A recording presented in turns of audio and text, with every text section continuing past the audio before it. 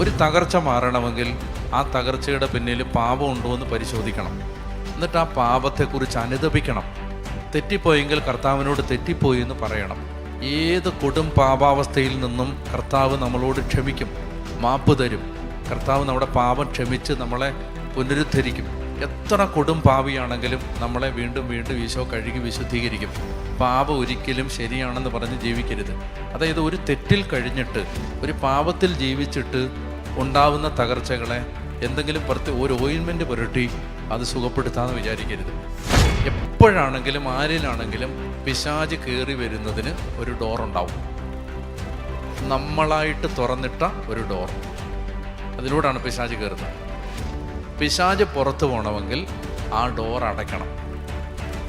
എതിലെയാണോ ventilation, പിശാച് കയറാൻ പിശാചിൻ്റെ എൻട്രി പോയിൻ്റ് ഏതാണോ ആ വാതിൽ അടയ്ക്കാതെ ഒരിക്കലും പിശാച് പുറത്തു പോവില്ല. പാപം ഉണ്ടെങ്കിൽ അത് അനുതപിച്ച് ഏറ്റു പറഞ്ഞാലേ റെസ്റ്റോറേഷൻ നടക്കത്തുള്ളൂ.